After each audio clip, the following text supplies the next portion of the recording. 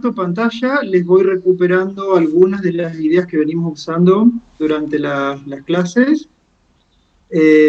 Si les parece cómodo, mejor, trasladamos las consultas o dudas a través del chat.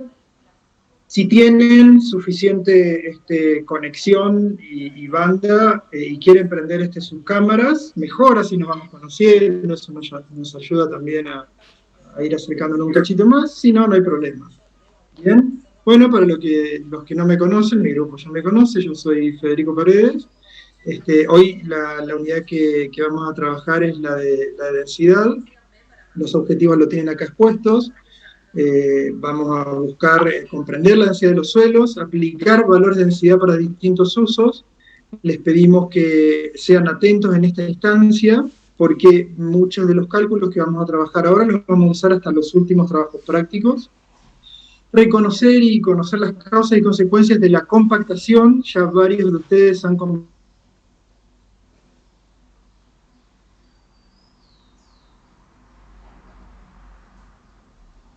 entender los mecanismos de formación de la costra, una de las expresiones de la resistencia mecánica, diferenciar los panes del suelo e interpretar la consistencia del suelo.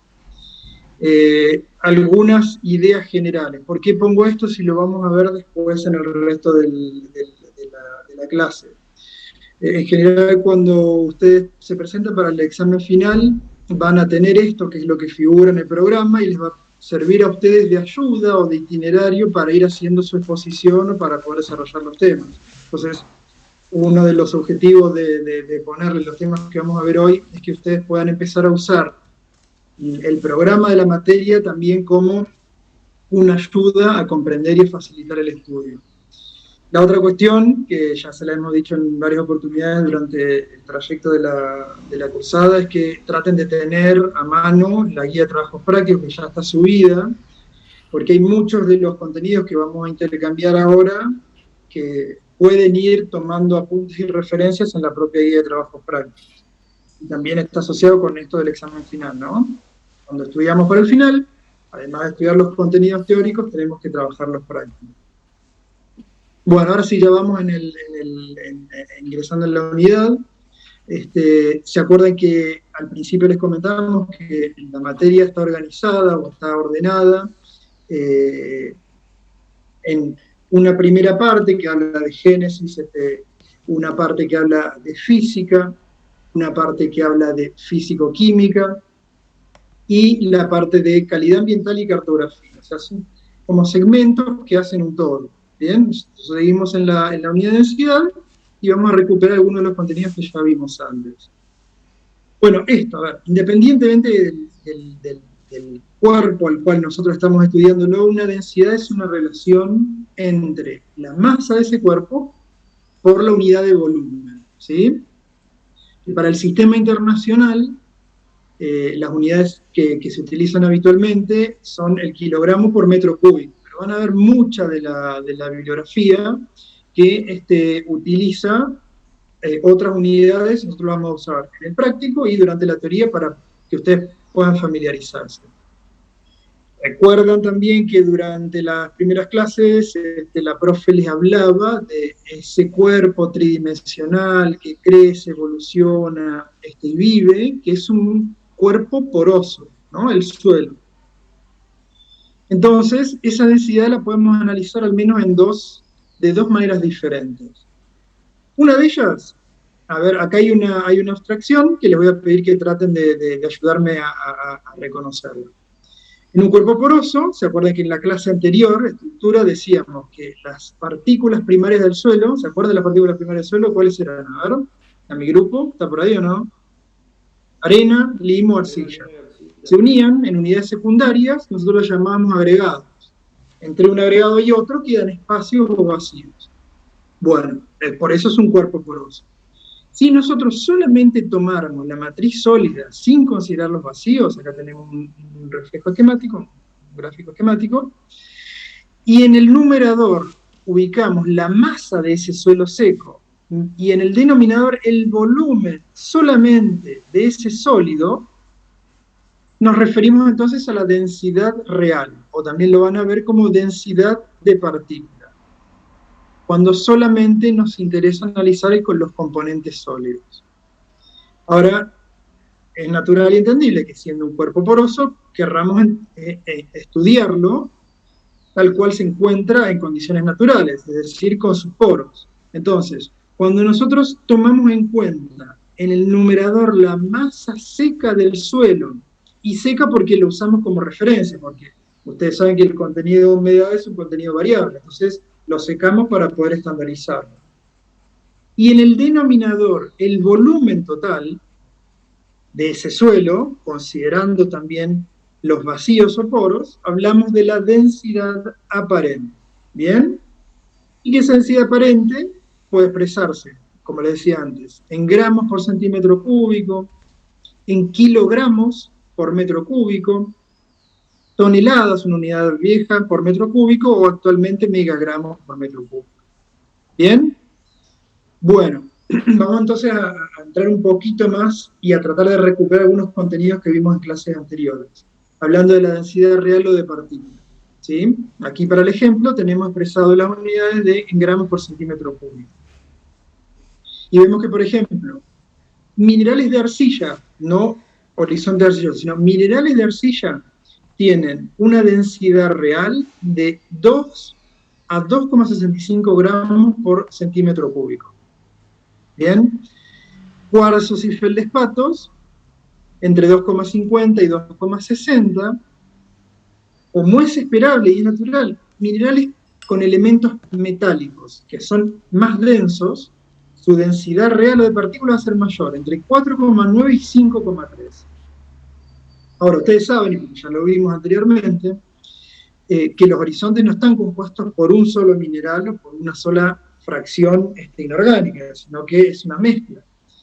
Entonces, para horizontes minerales que no tengan una composición elevada de elementos metálicos, la densidad real de esos horizontes varía entre 2,60 a 2,75. Esto para tenerlo como referencia. En algún momento también hemos hecho referencias sobre horizontes orgánicos, es decir, donde hay un aporte importante de materia orgánica en diferentes grados de descomposición. Como esa materia orgánica, la matriz sólida es mucho más liviana que un componente mineral, es natural también que su densidad real sea menor, 1,1 o 1,4. Para que ustedes se den una idea de suelos donde hay una acumulación importante de materia orgánica, baja mucho la densidad real de ese horizonte. Y aquellos horizontes donde tienen, que son ricos en una alta proporción de minerales pesados, puede ser mayor a 2,75. Ahora vamos a ver en ejemplos locales qué tan mayor a 2,75. Definitiva, lo que podemos deducir de esto es que la densidad real o de partículas está directamente asociada a la mineralogía o a la naturaleza, en el caso del material que le dio origen. ¿Bien? O sea, si es mineral de tipo arcilla, cuarzo, feldespato, va a estar en este rango. Si tiene metales pesados va a ser más elevado, y si tiene una mayor proporción de material orgánico va a ser más bajo. En general tomamos como referencia, y no es una determinación que se suele mandar con frecuencia, se suele solicitar con frecuencia en los laboratorios, para suelos minerales se toma como valor de referencia 2,65 megagramos por metro cúbico o gramos por centímetro cúbico, porque es el valor promedio de los minerales silicatados y del cuarzo, de densidad real. Bueno, a ver, porque esta suele ser por ahí pregunta de examen. Perdón, yo voy a estar jugando con el cursor un cachito porque voy corriendo de acuerdo a la imagen. Para determinar la densidad real a campo no se puede hacer, o sea, tenemos que hacerla necesariamente en laboratorio. El método más común, el método con el cual se realiza esta determinación es el método del pignómetro. ¿Sí? Que su principio, pues el fundamento es el del desplazamiento de un fluido por un sólido.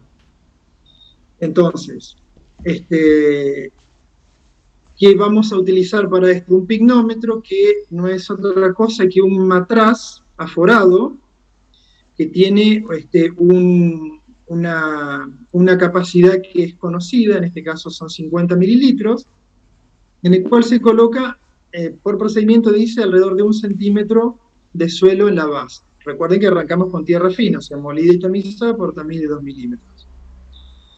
Entonces, ¿qué es lo que vamos a hacer? Se le adiciona agua hasta 2/3 de la cavidad dentro del pignómetro, y como ya lo vimos ayer, hay microagregados o hay agregados pequeños, por más que sea molido y tamizado por 2 milímetros, va a quedar algo de aire entre esos agregados pequeños. Entonces, al colocar agua, lo que buscamos es desplazar esos espacios con el agua.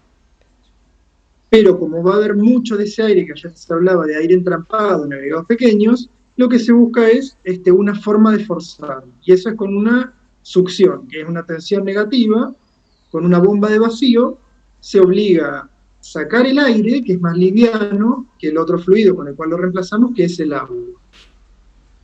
Luego lo que obtenemos es, lo llevamos hasta el RAS. Una vez que se ha logrado eso con un procedimiento, luego de 2 horas, se enrasa hasta los hasta el valor de los 50 mililitros, y en el numerador de nuestra ecuación de masa por unidad de volumen, vamos a tener el peso que pesamos previamente de nuestra muestra incógnita de suelo.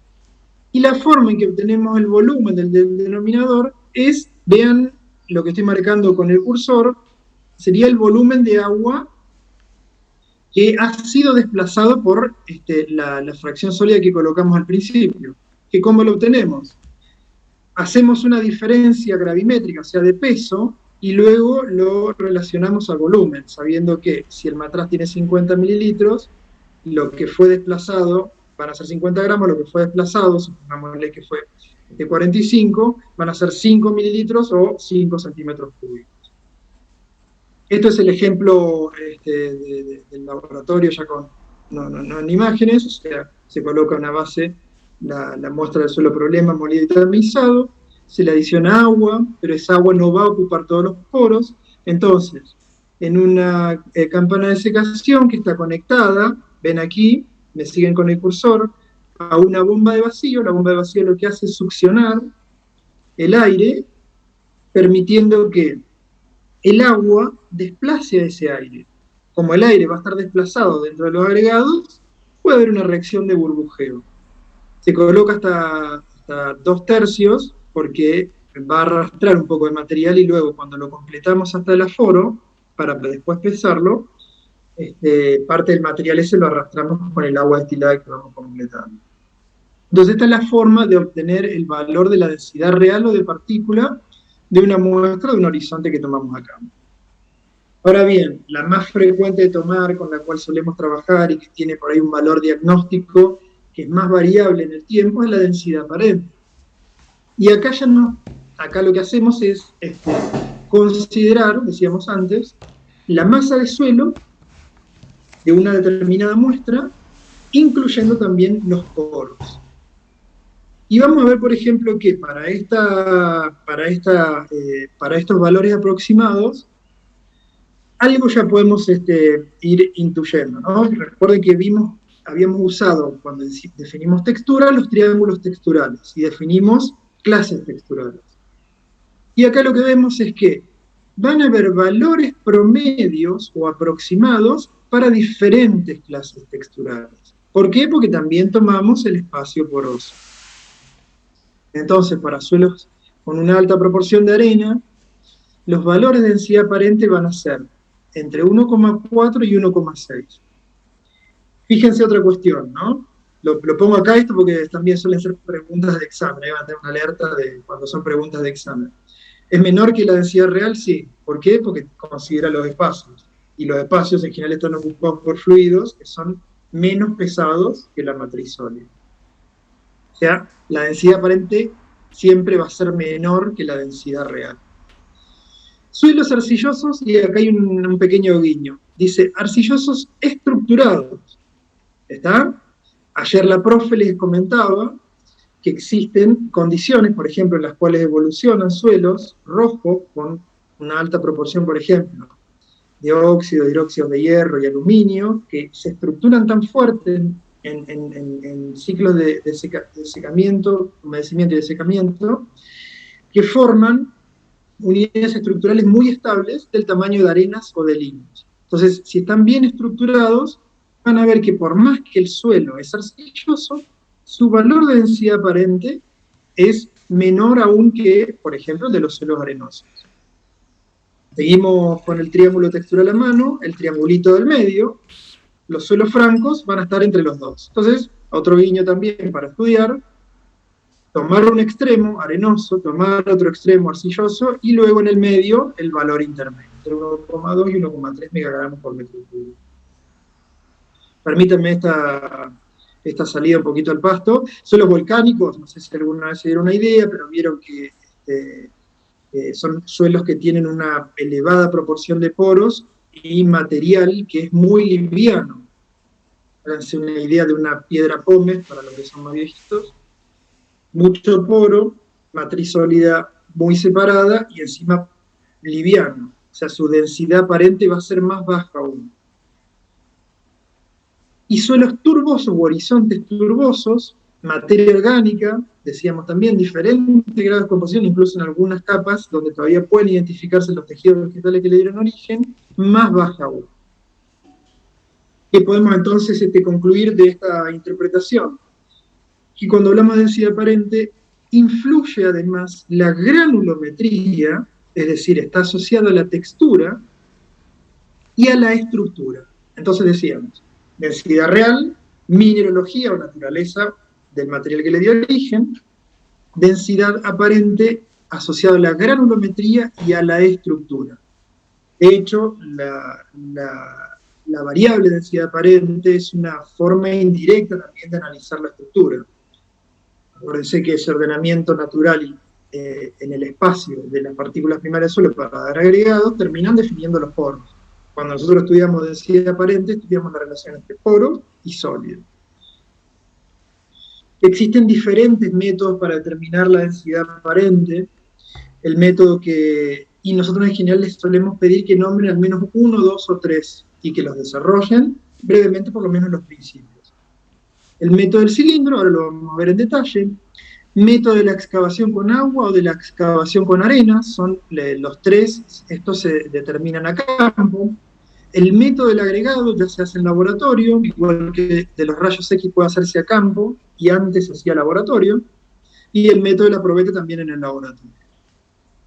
Voy a empezar por el más sencillo, el método del agregado. No sé si alcanzan a ver, un agregado tiene que cumplir ciertas dimensiones. ¿Lo alcanzan a ver acá?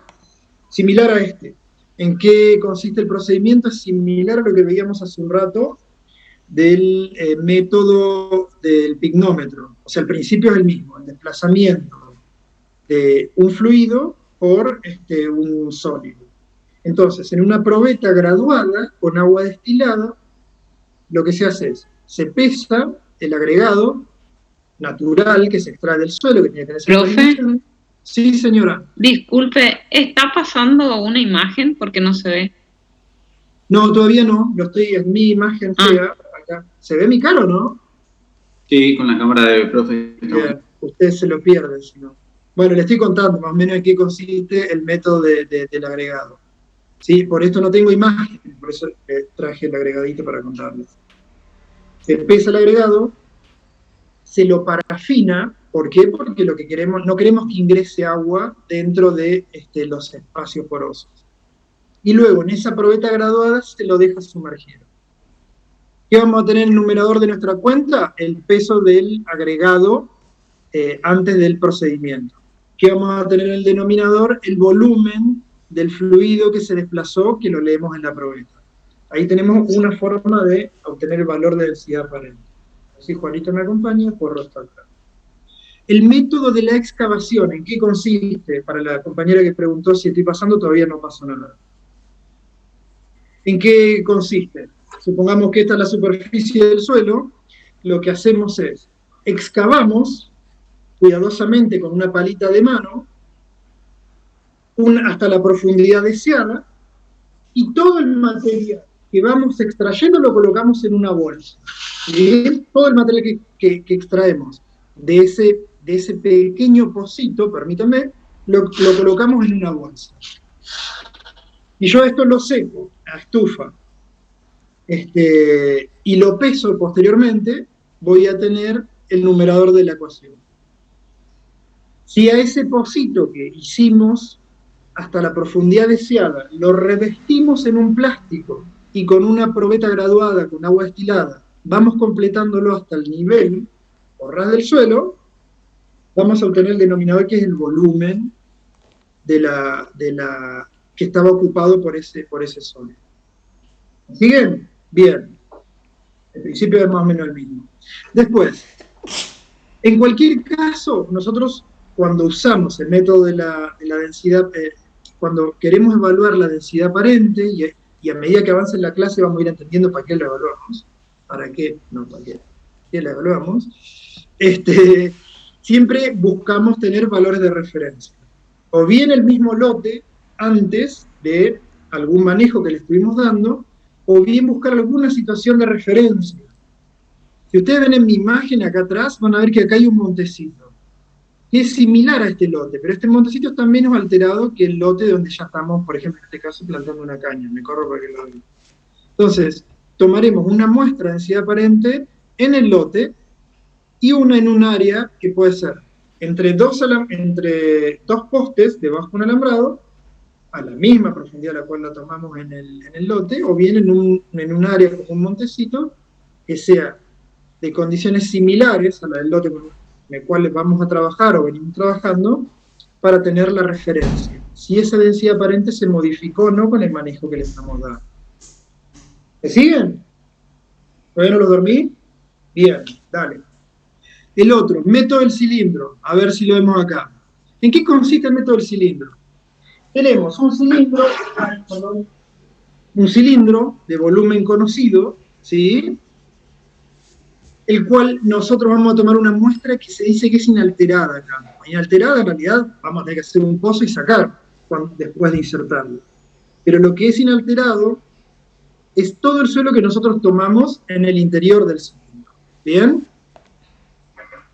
Es igualmente destructivo, pues lo tenemos que llevar al laboratorio y secarlo, porque para poder obtener el valor de la masa, es decir, cuánto suelo quedó alojado dentro de nuestro cilindro, lo tenemos que extraer de aquí, colocarlo en una estufa a 105 grados de peso constante. Entonces, ese va a ser nuestro valor en el numerador. Y en el denominador de nuestro cilindro, ¿qué vamos a obtener? El volumen que asumimos que es indeformable del interior del cilindro. Está dado por, esto lo podemos calcular nosotros, el radio al cuadrado por la altura de nuestro cilindro por pi. ¿Ah? Este es el método más común y el más utilizado, y con el cual se calibran todo el resto de los procedimientos. Y ustedes van a ver ahí que hay dos situaciones. Lo que se hace es se retira el material en superficie tratando de no alterarlo, se inserta.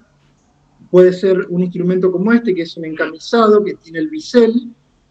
Nosotros colocamos una madera, un mazo, o, ahí se ve, ¿no?, mazo o martillo de goma, y lo vamos insertando de manera vertical o horizontal.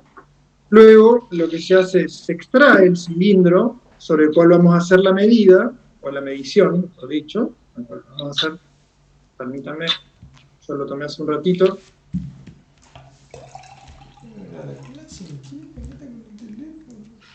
Uno de los problemas de este método, ¿sí? Lo que hacemos es tallar los excesos. ¿En qué consiste tallar los excesos? Con mucho cuidado y con un cuchillo plano, lo que se hace es, se lleva, como se ve en la operación,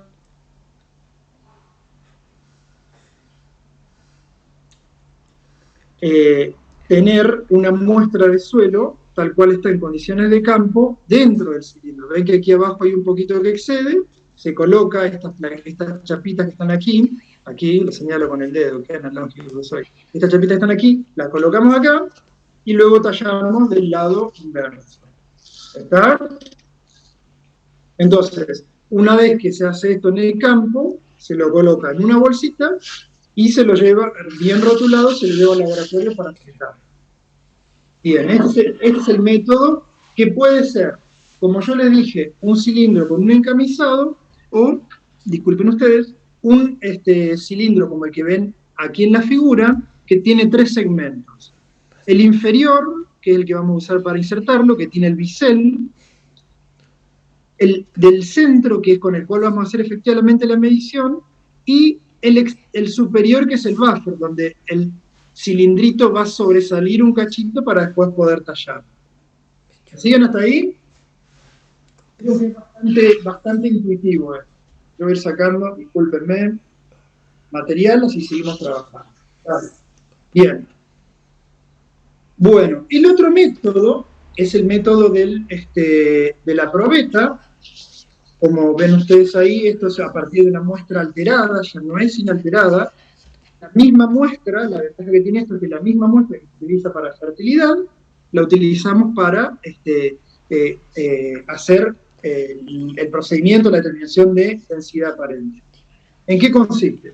Una probeta graduada de 100 centímetros cúbicos o 100 mililitros. La tierra fina, recuerden, molida y tamizada por tamiz número 10, o sea, 2 milímetros de trama. Lo que se hace es, se coloca suavemente con una cuchara la muestra de suelo hasta llegar hasta los 100 mililitros. Lo pesamos, le restamos la tara y ahí tenemos el numerador de nuestra densidad aparente. Luego, como la probeta es de plástico, se la vamos a romper toda, la dejamos caer libremente desde 15 centímetros aproximadamente, y ese suelo, ¿qué va a pasar? Se va a ir asentando. Después de dejarlo caer 5 veces, de manera libre, vemos hasta qué volumen se asentó. Y ese va a ser el denominador de nuestra cuenta masa por unidad de volumen. Esa operación la repetimos 3 veces y después la promediamos. ¿Por qué? Porque ya es con muestra inalterada, no son condiciones de campo. ¿Está? Entonces, esta determinación tiende a sobreestimar un poquito más la densidad aparente, pero facilita mucho la actividad de campo porque no hay que estar tallando la muestra ni trabajándola. Bueno, para que se den una idea de valores de referencia para nuestra zona, y que acá le ponemos a los amiguitos hablando en el chat, bien, por ejemplo, un suelo arcilloso rojo, esta la sacamos de la materia de análisis de suelo para uso agropecuario. En Misiones, sobre un cultivo de yerba mate. Densidad real, ¿se acuerdan que decíamos? Mayor a 2,75. Bueno, en este caso tenía 2,8 gramos por centímetro cúbico. Y una densidad real de 1,08. ¿Sí?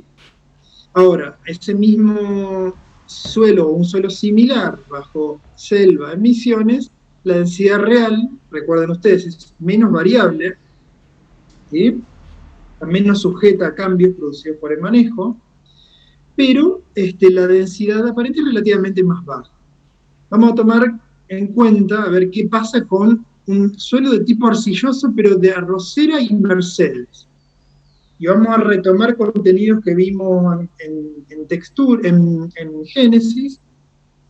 ¿Y se acuerdan qué tipo de arcillas podíamos encontrarnos acá? ¿Alguno se anima a decirlo? Acá me refiero a arcilloso rojo. Caulinita. Caulinito, candita. Bien. ¿Y suelos de arrocera en la zona de Mercedes? ¿Algún mercedeño por ahí? Un suelo arcilloso es pesado, con una proporción relativamente elevada de monmolillonita, ¿sí? Entonces, la densidad real, como no tiene componentes pesados en proporciones elevadas como lo tienen los suelos rojos, es más baja. Pero su densidad aparente, como no tiene esa cualidad, se acuerda que tenía que ver con la estructura de formar pseudoarenas, su densidad aparente es un poquito más alta. Entonces, por más que la clase textural sea arcillosa, las condiciones, o sea, las características de la densidad real y densidad aparente son diferentes. Una por mineralogía, otra por estructura. Y le dejamos ahí varios valores para que puedan analizarlo. Los que son de Formosa irán a ver con más detalle Pirané, los que son de la de Corrientes, Sacó, Mercedes y así.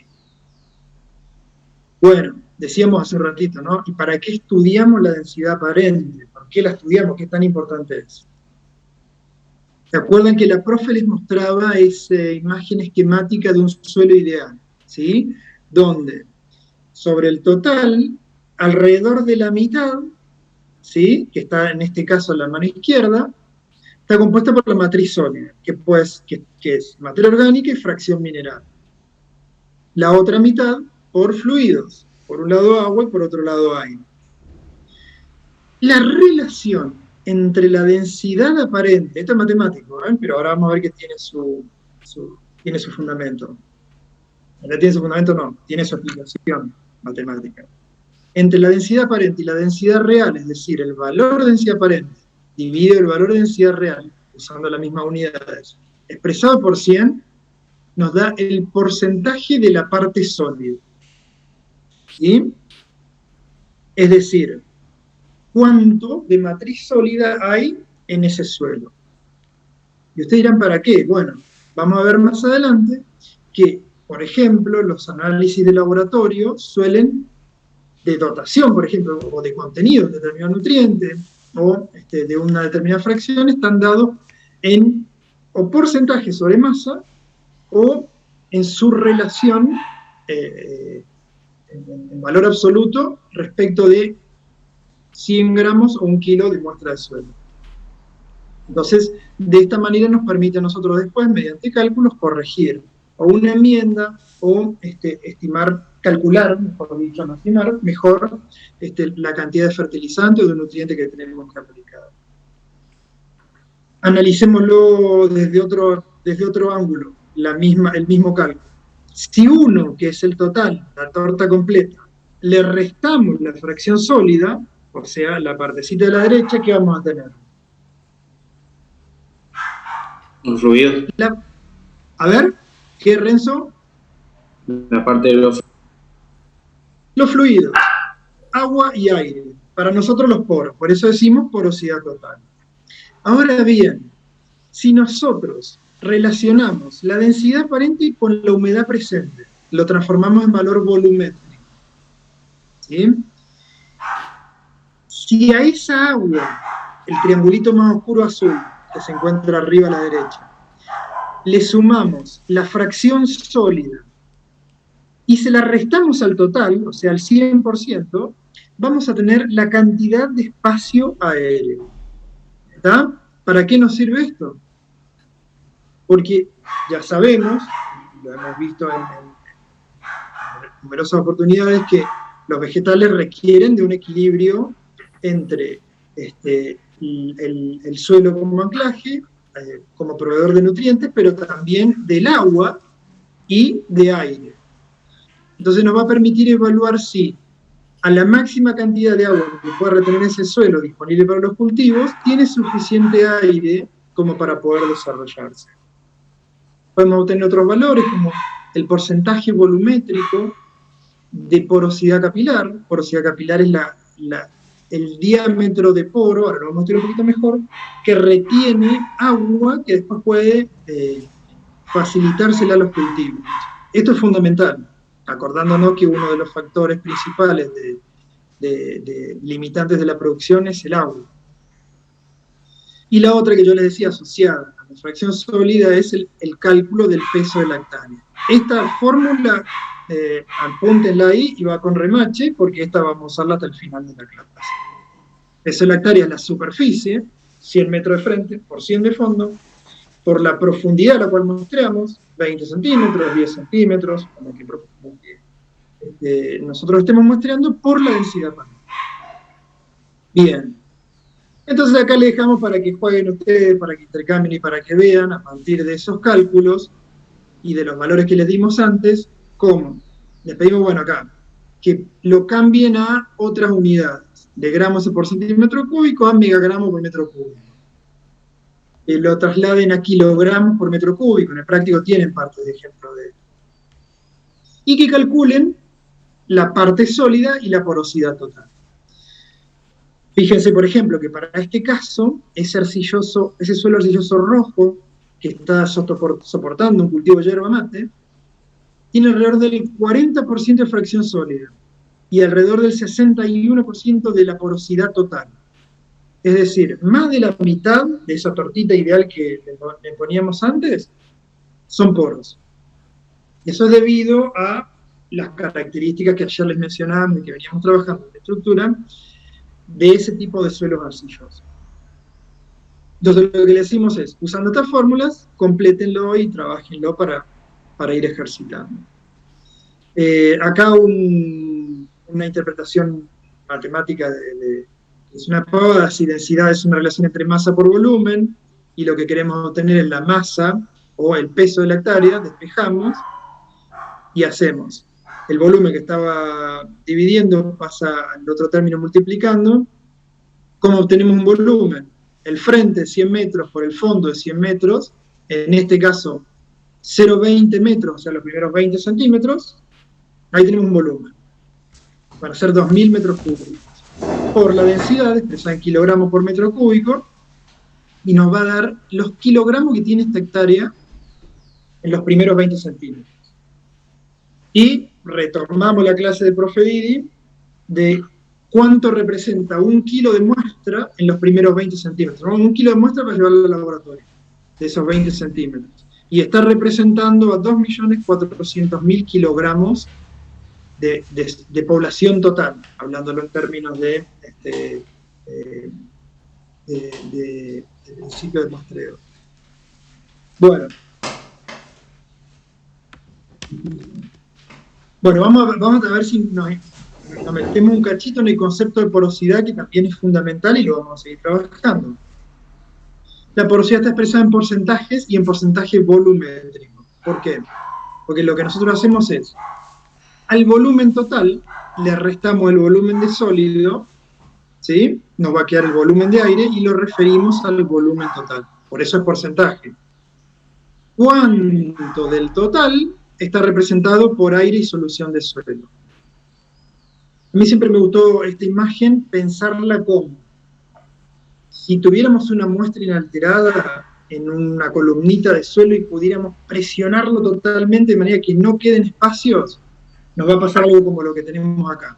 Todos los sólidos van a estar abajo ocupando un volumen, va a quedar una partecita que va a ser la solución o el agua del suelo, y el resto que va a ser lo que está ocupado por la fase gaseosa. ¿Bien? Nosotros le decíamos, el cálculo es esto, para obtener el porcentaje en volumen. 1 menos la relación entre densidad aparente y densidad real. ¿Que esto qué era? ¿Se acuerdan o no? ¿Qué era esta relación por 100? 1 es todo, menos densidad aparente sobre densidad real, que era la fracción de sólidos por 100. Y eso nos da el porcentaje de poros. ¿De dónde sale esto? Dirán ustedes. Densidad aparente, que era masa seca del suelo, la estufa, ¿se acuerdan? En relación al volumen total. En el denominador densidad real, que era la masa del suelo seco sobre el volumen del sólido. ¿Está?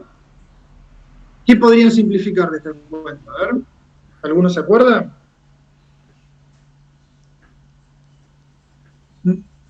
¿Cuáles son los términos parecidos? Masa seca y masa seca del suelo. Ahí está, vamos todavía. Bien, bien, Lucas. Lucas de Pitcher, Lucas. Mirá, acá lo que vas a ver es que en el numerador te queda el volumen de sólido, en el denominador el volumen total. Entonces, si al total de volumen 1 le restás el volumen ocupado de sólido sobre el total, te va a dar la porosidad total. Yo, que soy bien cuadradito, lo pongo en dibujito y digo, si a todo le resto el sólido, me va a quedar agua y solución. Ahora, eso no me dice nada de si los poros son grandes o chicos, y si están unidos entre sí, y si están ubicados en una sola parte o no. Y eso es igual de importante. Eso se hace con otros estudios. Pero es un valor diagnóstico muy importante. Vamos a ver, esto lo pueden buscar en el paper, vamos a ver que los poros pueden clasificarse, no son inútiles, no útiles, dice. No útiles desde el punto de vista de qué. A ver, ¿qué podría decirles esto acá, de lo que ven en esta clasificación? ¿Está relacionado a qué?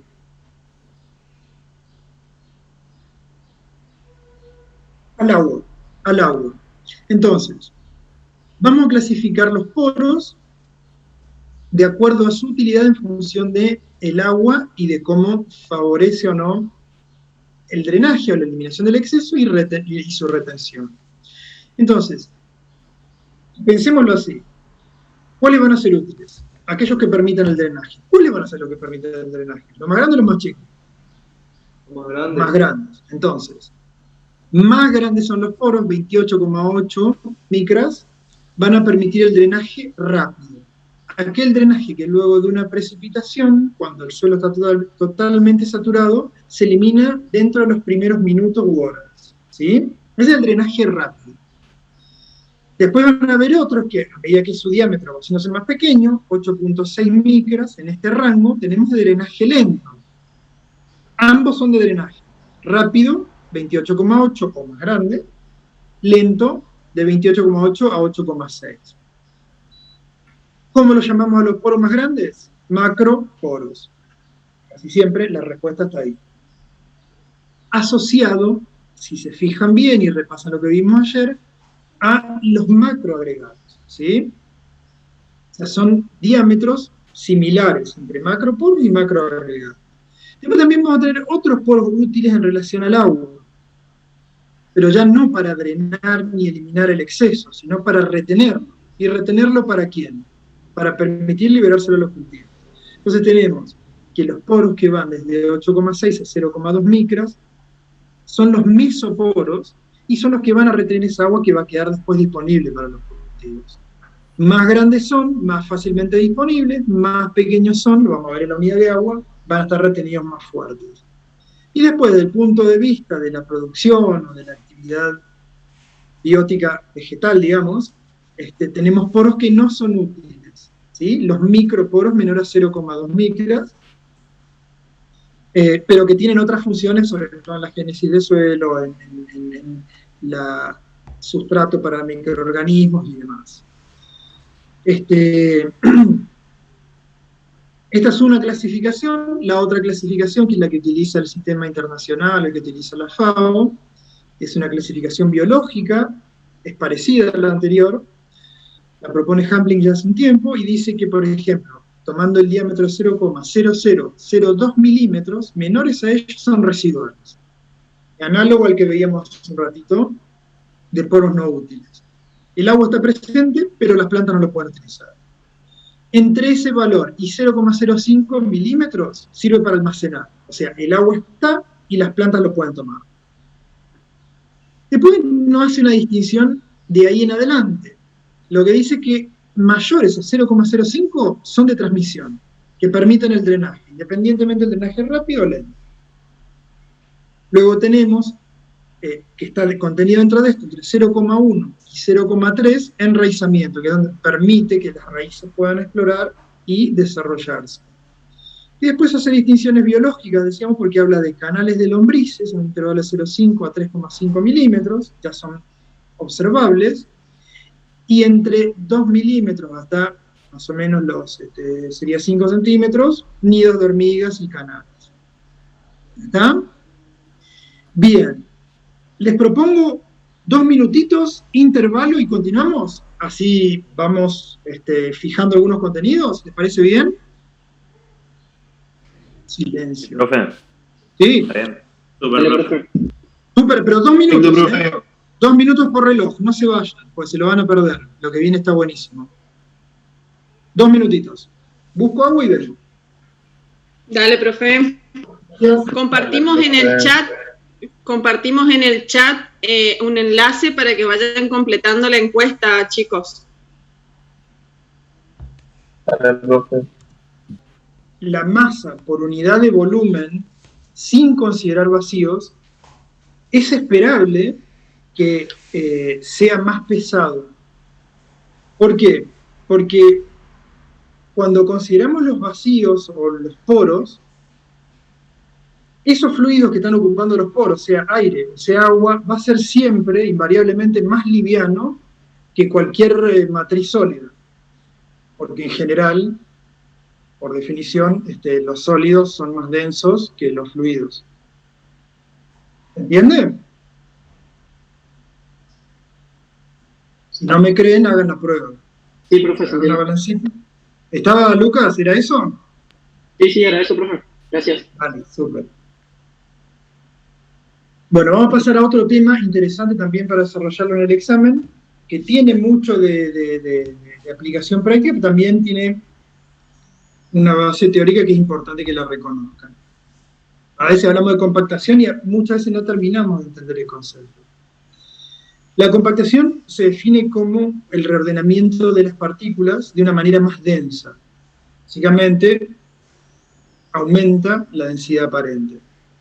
Incrementa la densidad. Hay un reordenamiento de esas partículas que lo que hace es, si en el mismo volumen hay más material sólido, en definitiva, lo que estamos perdiendo, ¿qué sería?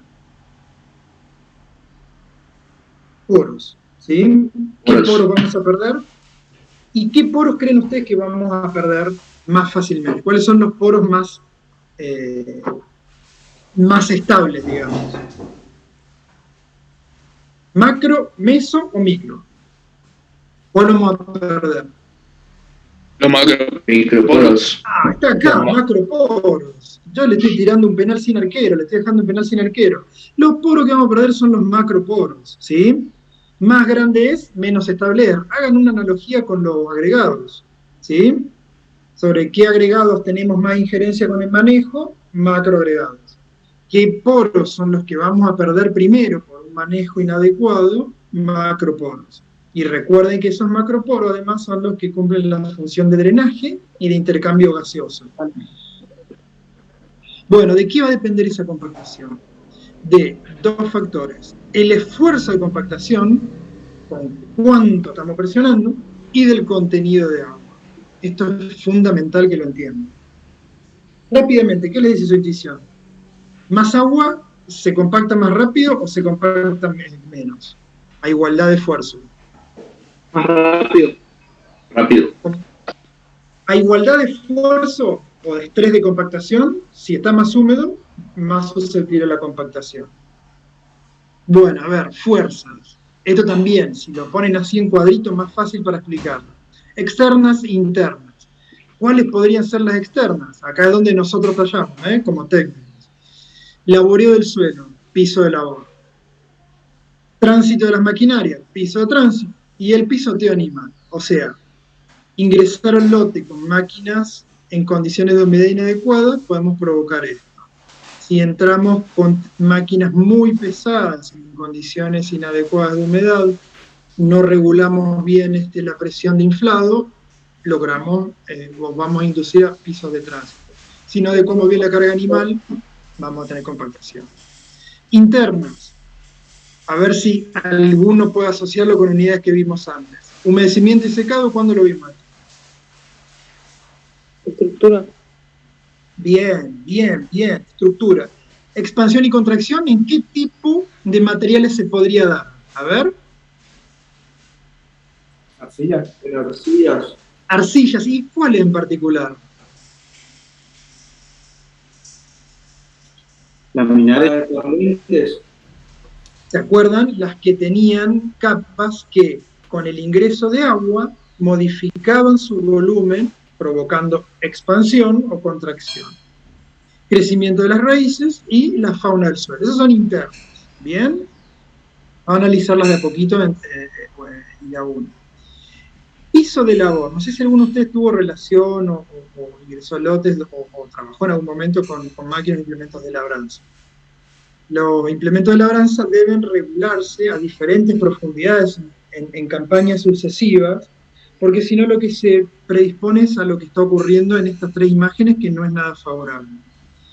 Vamos a la que la propone acá en la página de Pioneer. Un laboreo a la misma profundidad con un implemento que trabaja siempre a la misma profundidad, lo que hace es un reordenamiento que se da como, no sé si alguna vez vieron la construcción, el fratazado o el fratachado, que es cuando se le pasa la llama muy fuerte sobre una superficie. Se reordenan las partículas en unos pocos milímetros, donde quedan muy densas. Es decir, se genera la compactación. Si nosotros no modificamos, siempre labramos a la misma profundidad, va a ir provocándose que esa capa se vaya haciendo cada vez más y más densa. En cambio, Si en una campaña labramos esta profundidad, en la siguiente más abajo, en la siguiente un poco más arriba, y luego volvemos nuevamente, es menos probable que se dé ese piso de labor. Y se manifiesta así como lo vemos acá cuando lo queremos diagnosticar acá. Una profundidad, que es la profundidad de labranza, en la cual ya empieza a haber impedimento para que las raíces exploren. El piso de tránsito, ¿qué es lo que está ocurriendo? Cada vez la agricultura industrial o mecanizada requiere de tractores más grandes, por lo tanto hay más peso por eje para poder traccionar sembradoras, carritos, cosechadoras, implementos cada vez más grandes, y eso transita por los lotes. No es adecuada la humedad a la cual se está transitando, puede ocurrir dos cuestiones. Una, como se ve acá en la de fertilizar, que se observa un ordenamiento, una densificación en superficie, o bien subsuperficialmente. ¿Está? Las de la superficie, ¿cómo se corrigen? Como se observa acá, ampliando la superficie en la cual se distribuye el peso. Vieron que hay rodados cada vez más grandes, tipo los terratile, que son superficies más grandes, y adecuando la presión de inflado. Subsuperficialmente el problema es más grave porque el peso es el mismo, en superficie, no compactás, pero en la profundidad sí se compacta, y se logra ese ordenamiento por el tránsito. Entonces acá tenemos un ejemplo, y acá vemos cómo cuando transita un vehículo, un rodado, deja marcadas las huellas como resultado del peso. ¿Qué herramientas tiene el suelo para defenderse, entre comillas, de la compactación? O sea, factores que lo modifican. La granulometría, tipo de arcilla, contenido de humedad, que lo vimos recién, y la textura. Granulometría, proporción, textura, proporción entre arena, limo y arcilla. Más en el medio esté del triangulito, más equilibrado va a ser. Contenido de humedad ya vimos. Mayor contenido de humedad a igual carga, mayor compactación. El tipo de arcilla también lo analizamos. Si es o no expandente, le va a dar más resiliencia, que es lo que explicaba ayer la profe, va a poder volver a su condición original luego de un estrés de compactación. Y granulometría, porque no es lo mismo una arena gruesa que una arena fina. Por ejemplo, no es lo mismo que haya una alta proporción de limos que haya una alta proporción de arenas, ¿sí? Para una misma clase textural. Entonces, son todos factores que afectan a la compactación. Ahora, vieron ustedes que la densidad aparente estaba asociada a una clase textural. De la misma manera podemos asociar densidad aparente crítica, no sé si se acuerdan del concepto de crítico. El concepto de crítico es un valor a partir del cual empieza a condicionar, en este caso, el desarrollo de los cultivos. Es decir, un valor de densidad aparente para una determinada clase textural donde ya empieza a haber problemas de compactación. Son tres francos, pero uno arcilloso, uno limoso y uno arenoso. Y ven que va desde 1,55 hasta 1,80. ¿Qué le queremos decir con esto? También pregunta examen. Solamente con decir el valor de densidad aparente no podemos diagnosticar el estado de compactación del suelo. Tenemos que asociarlo a su clase textural. Vean ustedes que, por ejemplo, un suelo franco-arenoso llega a incluso 1,85 megagramos por metro cúbico. Bien. El efecto de la compactación, que es lo que vemos acá, una costra. Bueno, pero vamos a ver sobre el suelo cuáles son los efectos. En la estructura, claramente, perdemos poros y hay un reordenamiento y es más denso, afecta a la estructura. En la distribución, porque lo que dijimos es que diferencialmente se pierden más los macroporos.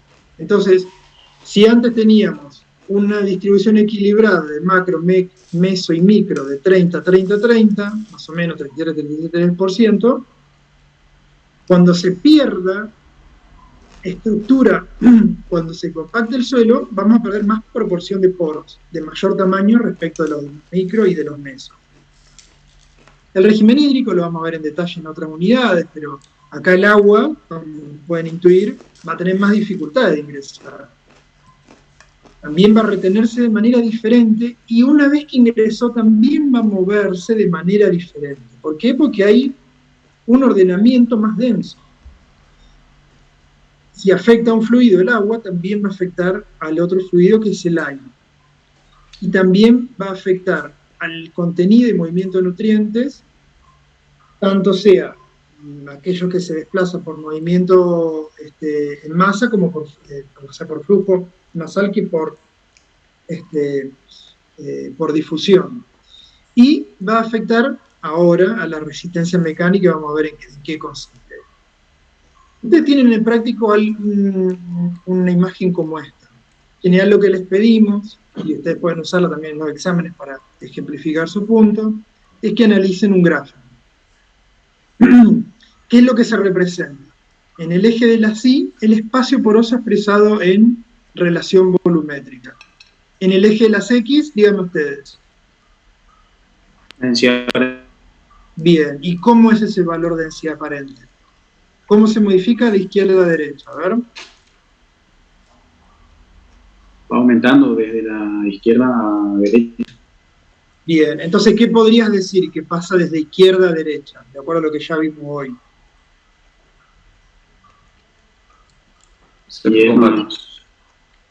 Eso, se va compactando. Si aumenta la densidad aparente, se va compactando. Bueno, ahora analicemos el gráfico, ¿sí? Vamos a tomar la barra completa. ¿Cuál es la tendencia que ven acá? ¿Qué es lo que están viendo? Que disminuyen los poros. Pérdida de porosidad. Barra completa. Primero, ¿qué vemos? Perdemos el espacio poroso, ¿sí o no? Arrancamos con un poquito más de 60 y terminamos con un poco más de 40 y algo. ¿Bien? También el agua, profesor. A ver, Aumenta el contenido de agua. aumenta el contenido de agua. A ver, ahí vamos a desglosar un cachito más, pero va por ahí, ¿sí? Tomemos las barras del medio, que hace referencia al agua disponible. Y tómenlo en los valores relativos de cada uno. Yo voy a tratar de ir por el medio, mi pulso no es muy bueno, pero ahí va. ¿Cambió mucho esto? Ahí en ese caso aumentaría el agua no disponible, ingeniero, y el agua disponible disminuiría su contenido. Por eso, ustedes de lo que ven, ¿aumentó o disminuyó el agua disponible? Disponible, ¿eh? Disminuyó. Se mantiene. Se mantuvo, es más, hasta capaz que hay un cachito más. ¿Sí? Pero ¿cuál creció? El agua no es disponible. El agua no disponible, que dijimos ya que no la podían aprovechar los cultivos. ¿Y en detrimento de qué entonces? A la disminución de la porosidad, digamos. Vamos, todavía, vamos, pero ¿de qué porosidad? ¿De cuál? Digamos de los macroporos. La macro. De los macroporos, de los poros de aireación y de los poros de drenaje. ¿Está?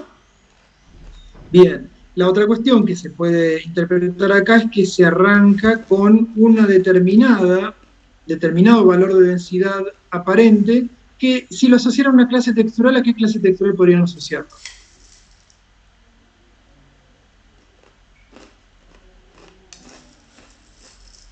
Arcilloso, ¿sí? Pongámosle que es un suelo arcilloso de acuerdo a la clase textural, ¿sí? Y acá lo que el autor marca es que más o menos a esta altura, que el bueno lo que hizo fue ponerlo en líneas punteaditas, es donde ya empieza a ser un valor de densidad en el cual ya afecta el crecimiento de los cultivos. Tenemos agua disponible, pero la porosidad de aireación ya empieza a ser complicada para que desarrollen bien los cultivos. ¿Siguen? Bien, buenísimo. Bueno. Entonces, ¿cuáles son los efectos de la compactación en el crecimiento vegetal? Esperable que en la germinación emergencia, si está más compacto, va a tener más dificultades esa plantulita para poder embeberse y luego largar su ápice para salir a la superficie. Y por otro lado, la exclusión física. Si hay un impedimento mecánico que le impide continuar explorando, lo va a frenar. Efectos indirectos, va a tener menos agua, ya lo vimos anteriormente. Va a tener menos aireación. La temperatura, que no es ni mayor ni menor, sino que va a depender si las características de conducción térmica que tenga ese suelo y la disponibilidad de nutrientes como lo vimos anteriormente.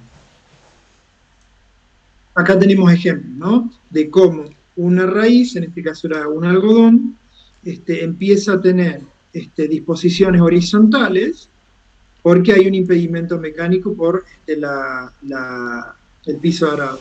Acá ven algo parecido, esto era un lote hortícola en la zona de Santa Lucía, y van a ver que por ahí la parte aérea se la ve como normal o vigorosa, si fuera todo igual, pero la diferencia de plantas es muy notable. Acá hay un gasto energético, vieron que está todo contorsionado en las raíces, y hace que el cultivo sea más pequeño. Ahora bien, introducimos otro concepto que es el de la resistencia mecánica, ¿sí? ¿Qué es?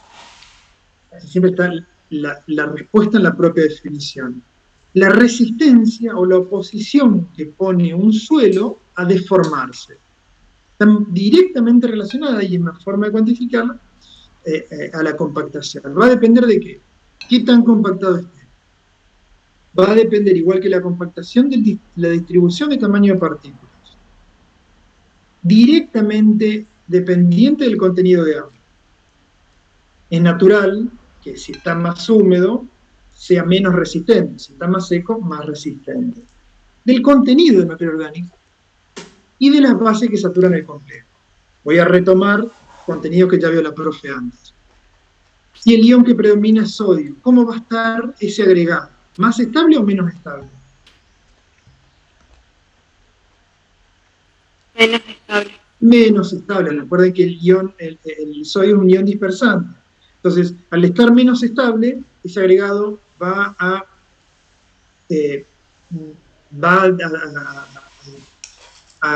perder su estabilidad, va a romperse, y donde se rompe va a ocupar espacios de poros, y eso va a hacer que aumente la resistencia mecánica. ¿Cómo se manifiesta esta resistencia mecánica? En superficie a través de costras, y en profundidad a través de panes, que pueden ser de origen genético o de origen antrópico. Vamos a estudiarlas. Costra superficial, como dice acá, otra vez, la respuesta está en la definición, está en la superficie. Es una capa que puede tener unos pocos milímetros hasta varios centímetros, ¿sí? 2 centímetros por lo menos, esta es bastante fuerte.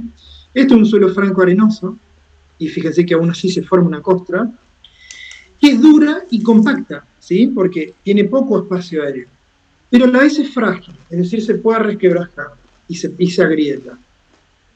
Y a la vez la otra característica es que es menos permeable al agua y al aire que la capa que está por debajo de ella. O sea, de acá para abajo está más flojo y suelto. Acá está todo reordenado, lo ven acá en este algodón, también esa peña, como una costra. Ahora bien, cuando se la estudia en detalle, lo que se observa es que esta costra, que en general suele ser inducida por el manejo, puede llegar a tener una disposición laminar, ¿sí? Que es que se forman como laminitas. En la clase anterior vimos la estructura laminar. Esto no es una estructura porque no es genético, ¿sí? Pero la disposición es laminar, y ahora vamos a ver cuál es el origen. Para que se forme la costra, ¿qué tiene que ocurrir? Primero, la destrucción del agregado en superficie. Segundo, un reordenamiento. Y tercero, se va a deshidratar esa costra. En la literatura española o de habla hispana dice que es sello cuando está mojado, cuando está húmedo, y cuando se seca es costra en sí misma. Entonces, ¿cómo se destruyen esos agregados que están en superficie? Ayer algo veíamos en un método de determinación de estabilidad estructural. Depende de la energía de las gotas de lluvias. Gotas más grandes, cayendo a una velocidad fuerte en un suelo desnudo, van a provocar que agregados en superficie se rompan. Eso va a estar también asociado a la granulometría. Y tienen más proporción de limos, también lo vimos en la clase de textura, son más susceptibles a perder la estabilidad estructural.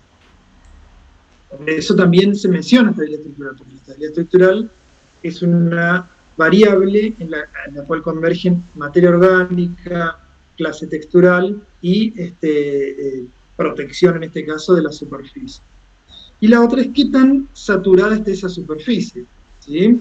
Eso primero ocasiona la destrucción de los agregados. Luego se reordenan. ¿Se van a reordenar de manera aleatoria? No. Va a haber una sedimentación diferencial. También lo vimos en textura. ¿Qué es lo primero que va a sedimentar? ¿Qué fracción? La arena. La arena, claro. La arena va a sedimentar primero, luego los limos y luego las arcillas. Entonces lo que va a pasar es algo tan feo como esto que ven acá a la derecha. O sea, de algo que estaba estable, por actividad física, vean que el impacto de la gota de lluvia también genera gotas más pequeñas con partes de los agregados que al impactar contra otros agregados continúan el proceso de degradación.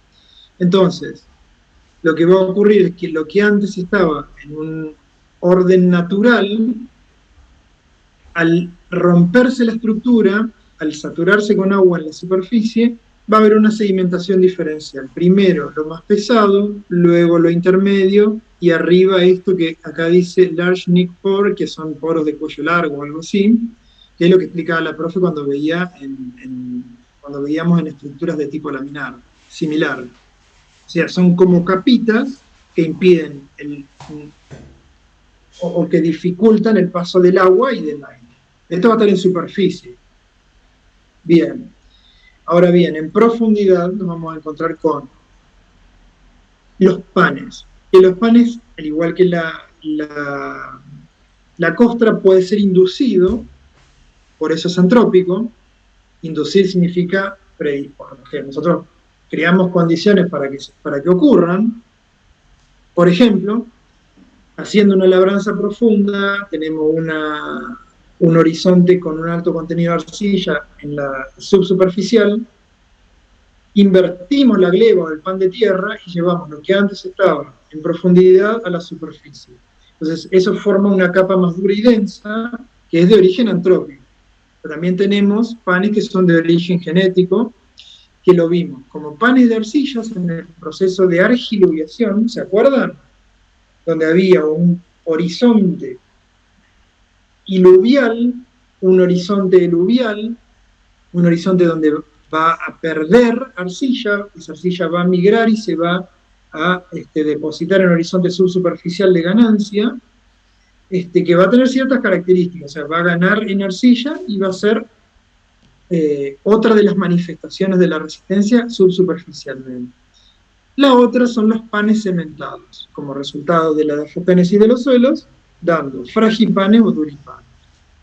Entonces, esos panes de arcilla, como decíamos, son resultado del producto de la argiluviación, se acumulan, pero en las caras de división natural permite el desarrollo de las raíces, que son duras, pero que cuando están en condiciones de humedad pueden ser atravesadas por las raíces.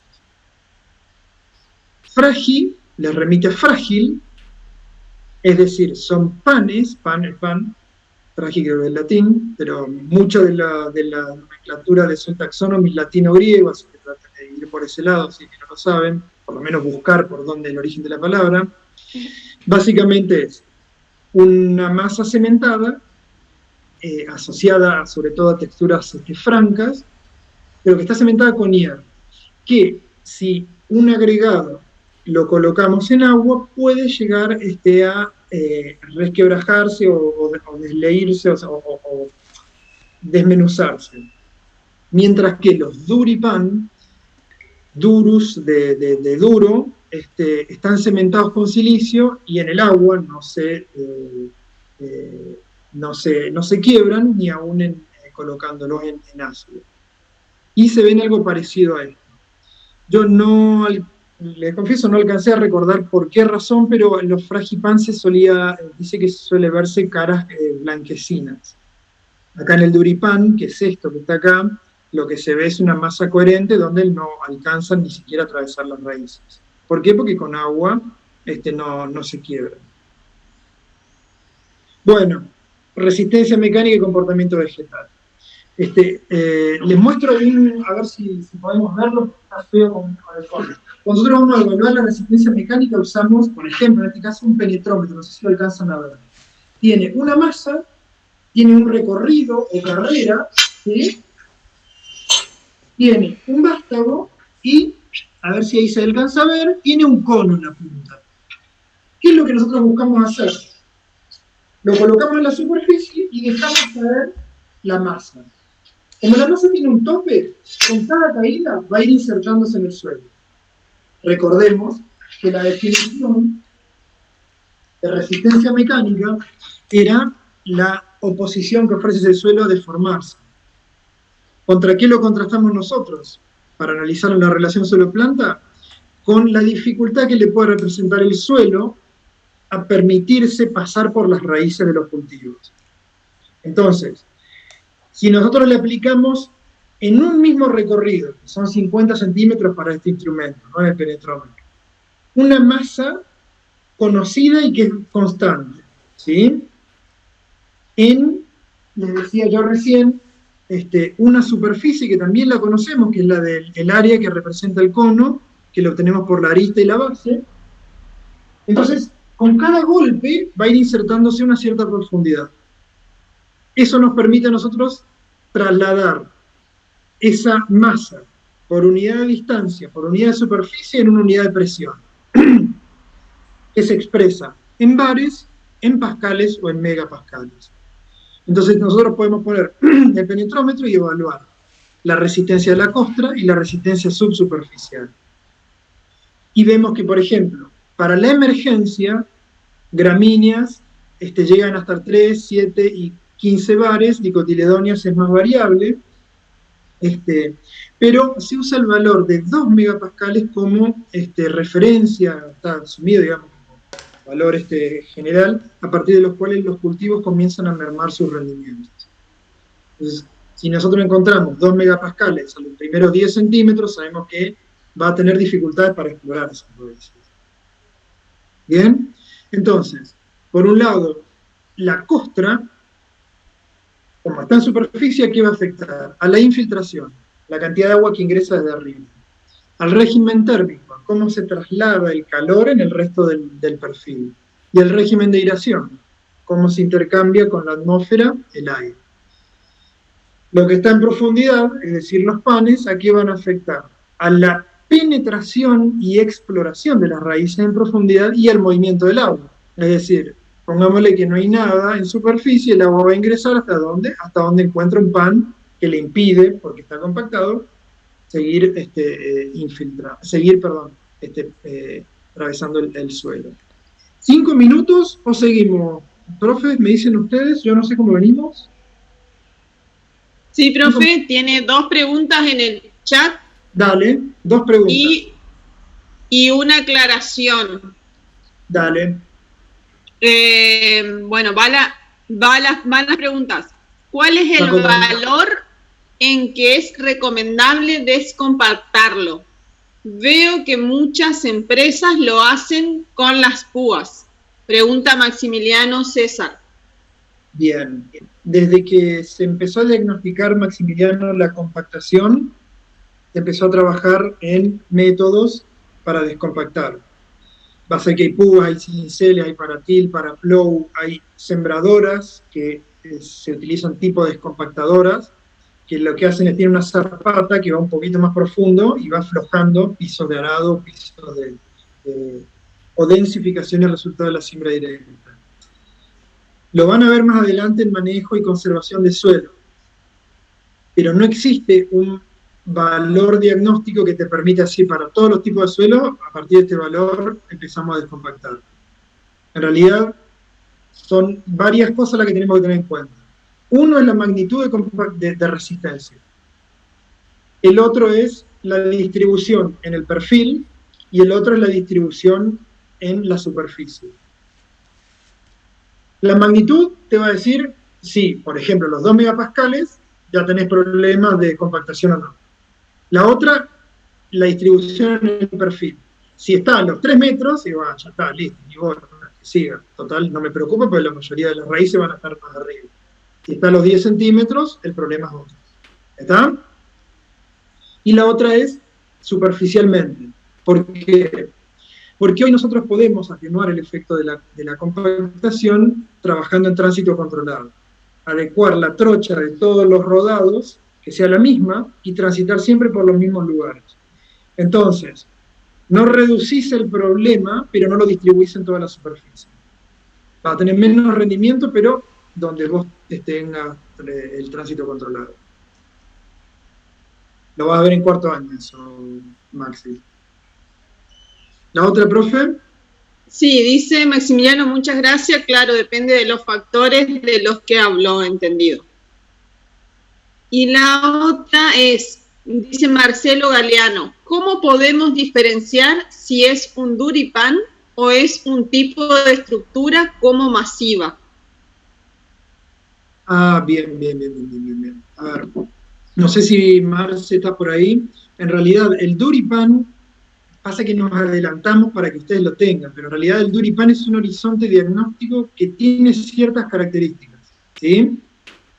Dentro de esas características, una de ellas, características o requisitos, mejor dicho, para hacer un Duripan. Requisitos de espesor, requisitos de que sea subsuperficial y no superficial, y si no me equivoco, uno de los requisitos es que creo que la estructura es masiva. O sea, no son términos que se contraponen. Marce, no sé si me querés corregir. No, de acuerdo. Así es. Va por ahí, ¿no? ¿O no? Sí, presenta una estructura masiva, pero es un pan natural, digamos, que se da subsuperficial. Por ejemplo, yo vi un Duripan en la zona de Balcarce, en la provincia de Buenos Aires, y no se parecía nada al durustol este que vemos acá, que le pusimos un durustol porque son los que podemos encontrar, por ejemplo, en Chaco. Y era un horizonte que uno lo veía como si fuera, en realidad era un paleosuelo, un suelo que evolucionó sobre otro. El que estaba abajo era donde está el Duripan. Y veías una masa coherente. La estructura era masiva. Sí. Tan masiva que no ingresan las raíces. No es como en el fragipan, que sí las raíces pueden atravesarlo. Cuando está húmedo se vuelve frágil y pueden las raíces atravesarlo. En el Duripan no. Era por ahí. Sí, perfecto, profe, dice muchas gracias. Chicos, unos avisitos. En los 5 minutos, en los 5 minutos de recreo que les dio el profe recién, por favor, completen el formulario que les mandamos al chat, entonces podemos cerrarlo solamente en estos 5 minutos y cerramos porque necesitamos organizarnos para la semana que viene. Ahí también en el chat la ingeniera les volvió a recordar que la clase... Bueno, por supuesto que los que contestaron que van a asistir, puede que tengan algún problema y llegado el momento no puedan asistir, no se preocupen, no hay problema. Y aquellos que contestaron que no iban, traten de no ir, porque si no vamos a ser demasiadas personas y ya no vamos a poder manejar el número de grupo. Va a ser difícil la observación, es decir, si preparamos una calicata porque 20 van a ir y después caen 40, ya no es lo mismo. Entonces, bueno, eso nomás.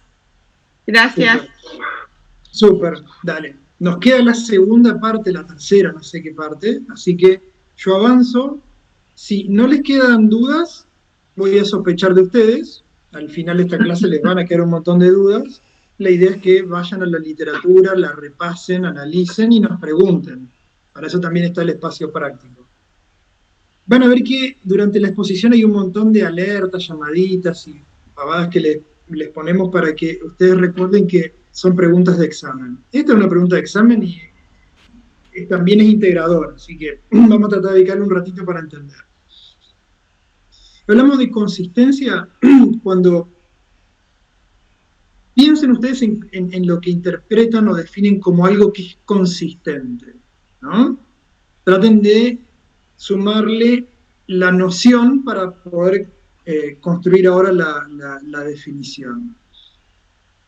Cuando nosotros un suelo, que es un, como dijimos, cuerpo tridimensional, que vive, respira y que evoluciona, no está, porque evoluciona, siempre en las mismas condiciones. Y sobre todo, una de las variables más variables, propiamente dicho, digamos, para la redundancia, es el contenido de humedad. Cuando un suelo tiene una cierta cantidad de agua, pero que no es suficiente para que fluya libremente, que se comporte como un fluido, se dice que tiene consistencia, o bien que es consistente. ¿Sí?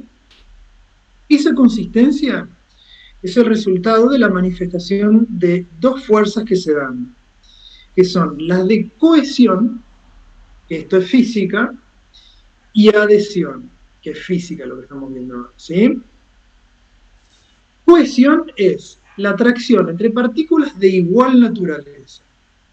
Sólido-sólido, líquido-líquido. Cuando estudiamos los líquidos y el ascenso capilar, veíamos que formaba un menisco, o sea, esa tensión superficial se da por la fuerza que une moléculas de agua con moléculas de agua.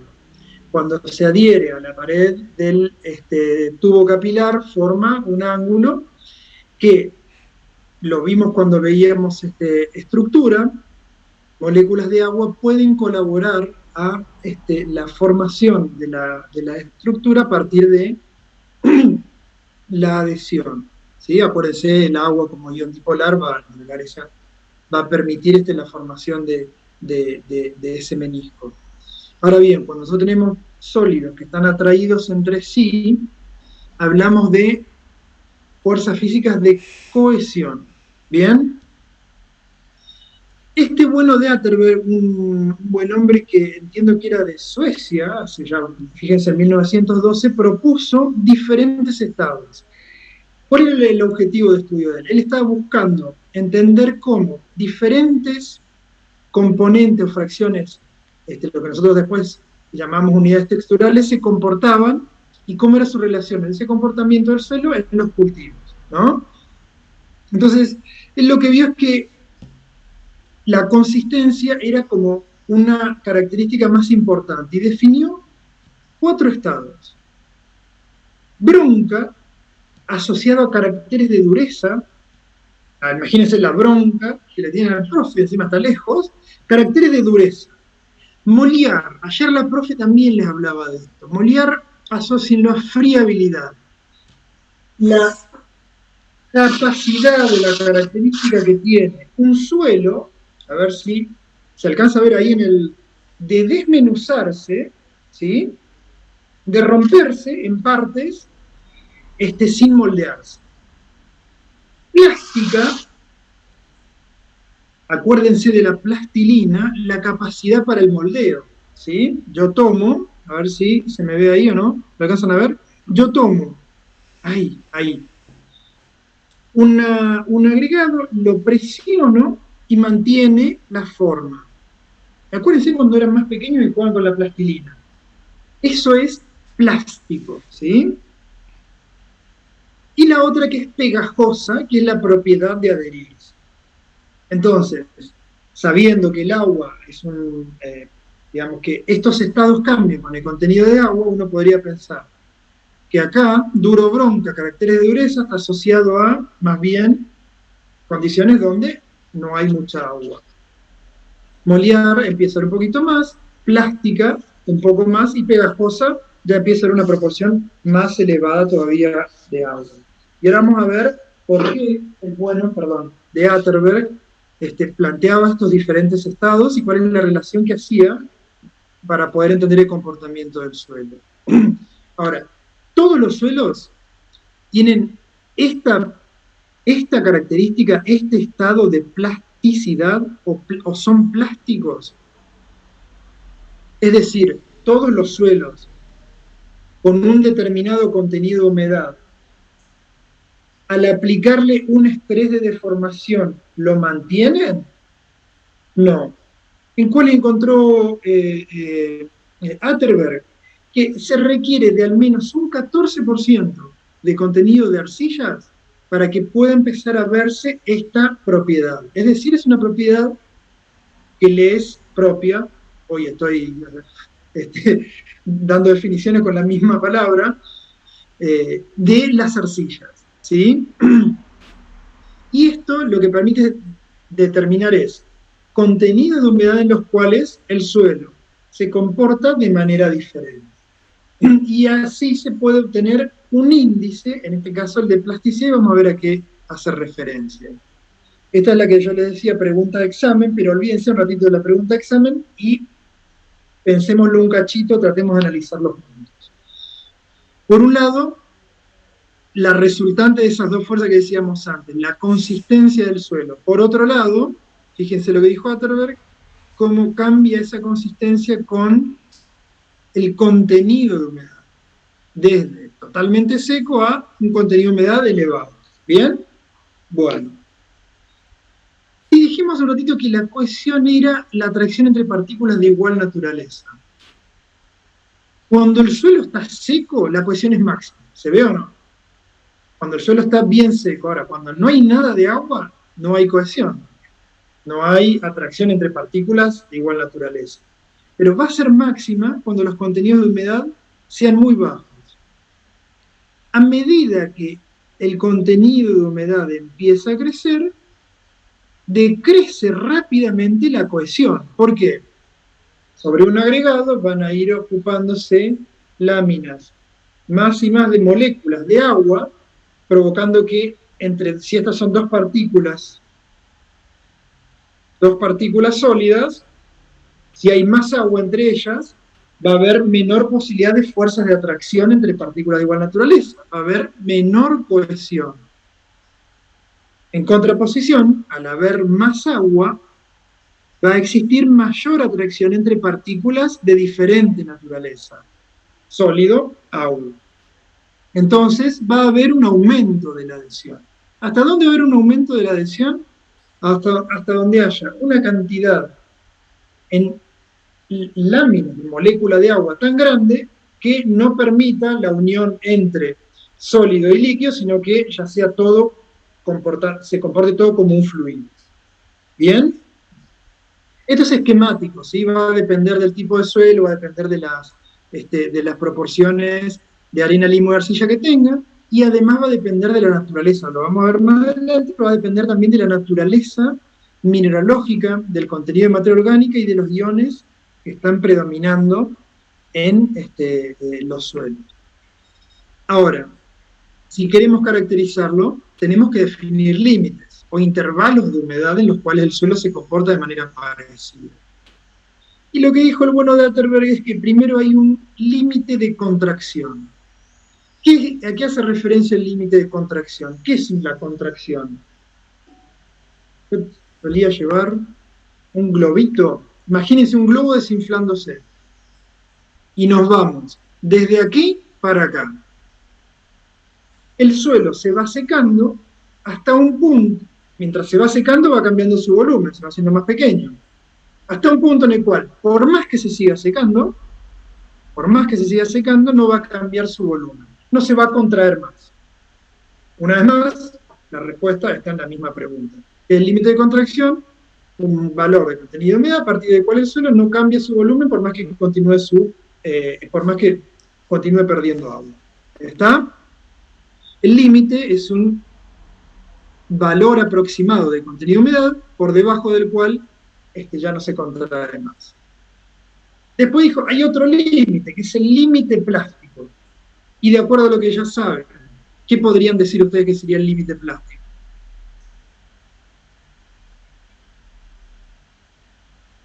Sería el límite a partir del cual se puede moldear. Ahí está, muy bien, sí señor, ahí está.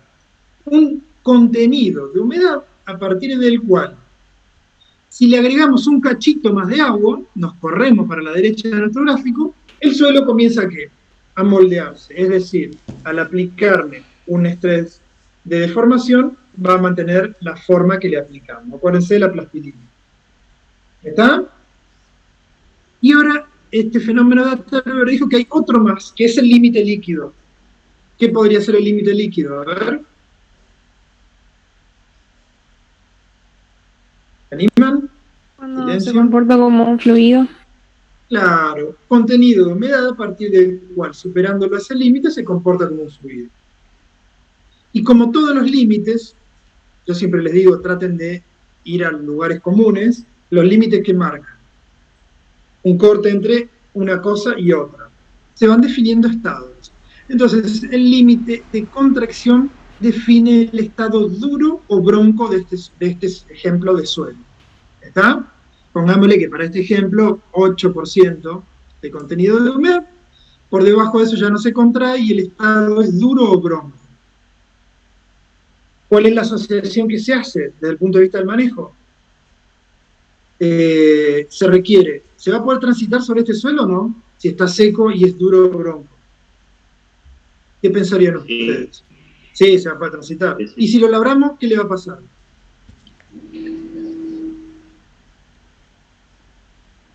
Vamos a ser más permeable al agua. Si lo labramos, vamos a necesitar primero mucha energía, porque está duro o bronco. ¿Sí? No, pero está bien lo que decís, pero va por este lado. Necesita mucha energía, pero por otro lado va a dejar el lote con cascotes grandes y por otro lado pulverulento. ¿Por qué? Porque no va a hacer un buen trabajo, no está lo suficientemente húmedo. Entre el límite de contracción y límite plástico que tenemos, el estado friable, nuestra vedette de la unidad. ¿Qué era el estado friable, se acuerdan?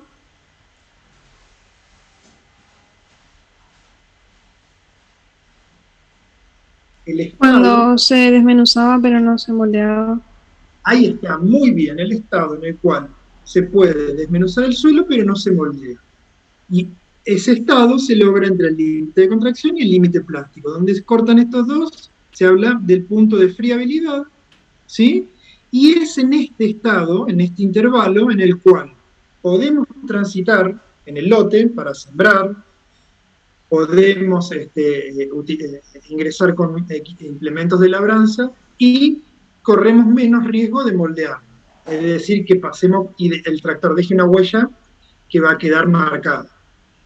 ¿Siguen?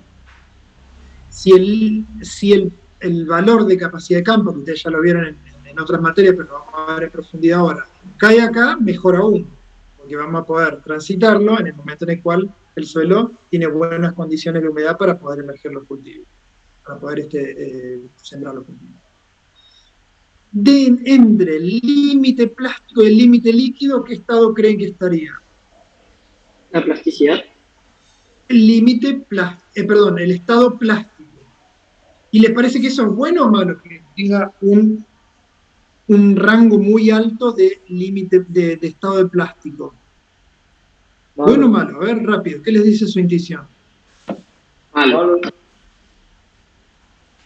No es favorable que sea muy grande. ¿Por qué? Porque vamos a tener un rango muy amplio de contenido de humedad en los cuales si yo ingreso al lote lo moldeo. ¿Entienden? Y que ya tiene un poquito de menor valor agronómico, salvo algunos casos, por ejemplo en las arroceras, cuando hay que entrar a cosechar y el lote está sometido a inundación, porque, por ejemplo, no sé, pero llovió justo al momento y hay que entrar igual, que es el límite líquido, que es cuando el suelo se comporta como un fluido. Tiene tanta agua que se comporta como un fluido. El ejemplo dice, se coloca en la masa de suelo, se la reúne con las manos y no mantiene ninguna forma. Acá están las definiciones, deja de contraerse, cambio de consistencia. Ahora, hay una medida, hay un valor de referencia, que es el índice de plasticidad, que es la diferencia entre el límite líquido, o límite plástico superior, también lo van en algunos lados, y el límite plástico, o límite plástico inferior. Esto menos esto define el índice de plasticidad. Y ese índice de plasticidad, más grande o más pequeño, nos da una pauta de cuán indirecta, como dice acá, de cuánta fuerza es necesaria para moldear ese suelo. ¿Está? ¿Cómo se obtienen unos y otros? Esto se puede obtener, el valor, se puede diagnosticar si estamos cercanos en el límite plástico en el campo. Tomamos una muestra de suelo, se la humedece sobre un vidrio o sobre una bandeja, y se trata de formar un cilindro de 3 milímetros de diámetro por 10 centímetros de largo. Si yo lo puedo formar, ¿qué significa? ¿Me estoy moldeando o no? Sí. Entonces estoy en el estado plástico. ¿Qué dice el procedimiento? Cortarlo en 6 y volver a manipular. De esa manera pierde humedad. Trato de formar de nuevo, se hace. Sigo estando en el plástico. Lo corto en 6 y lo vuelvo a tomar. Cuando trato de hacerlo y se resquebraja y se rompe, ahí estoy en el contenido de humedad del límite plástico. ¿Qué hacemos? Lo pesamos en húmedo, lo colocamos en una plaquita una plaquita para llevarlo, un pesafiltro para llevar la estufa, y se seca en estufa hasta peso constante.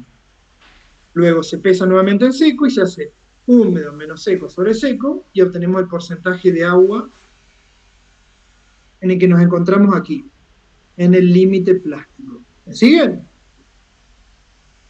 Bien. El límite plástico superior o límite líquido se hace con este aparatito que es el cascador de Casagrande. Este es manual, hay otros que son mecánicos, pero el procedimiento es el mismo y al principio es el siguiente.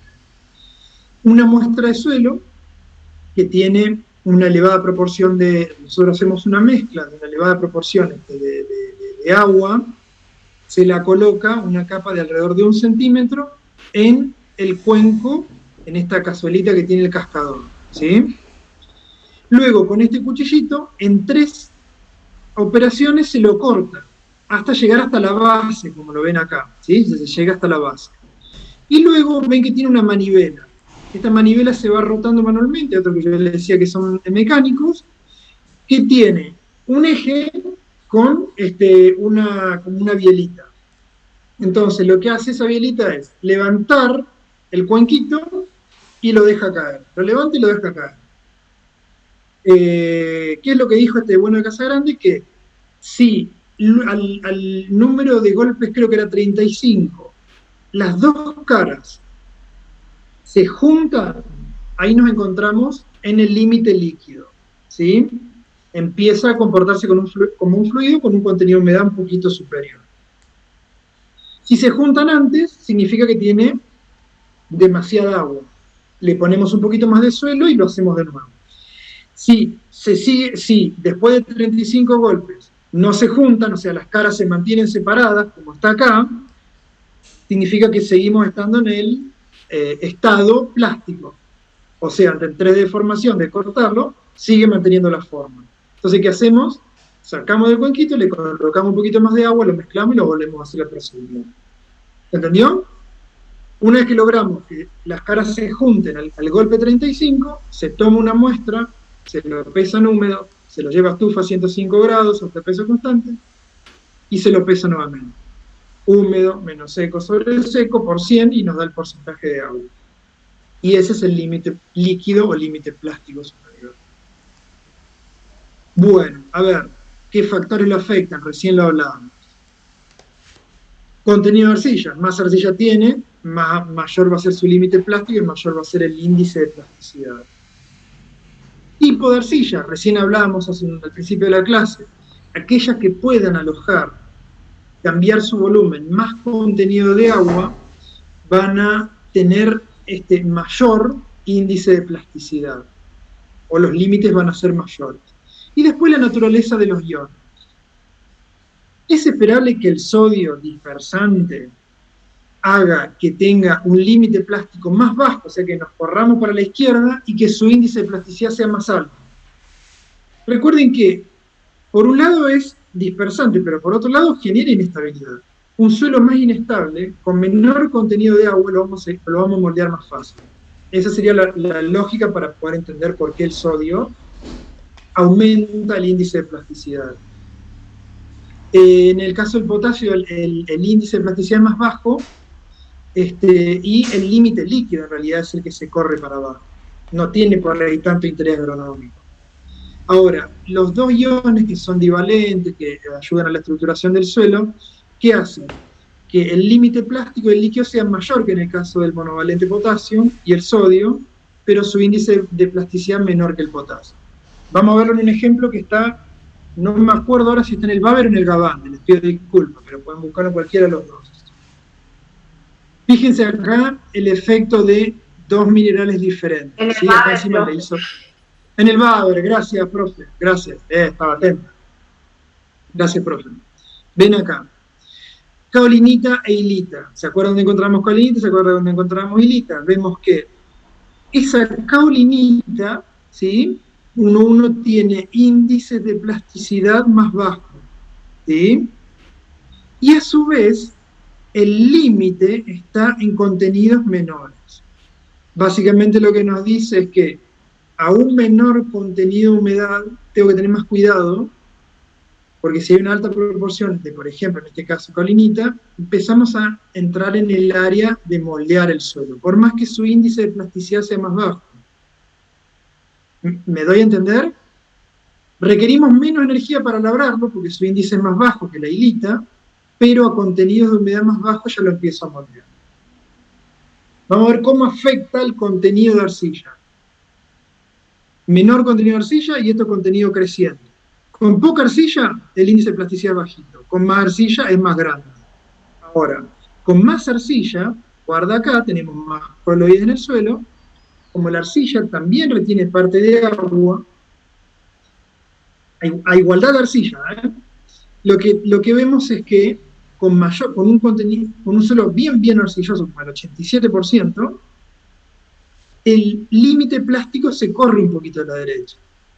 ¿Bien? O sea, empezamos a moldearlo con un contenido de humedad un poquito superior que si fuera con 37%, que ya es un arcilloso. O arcillo agrio, en la clase textural. Ahora bien, ¿cuál es el efecto de la materia orgánica?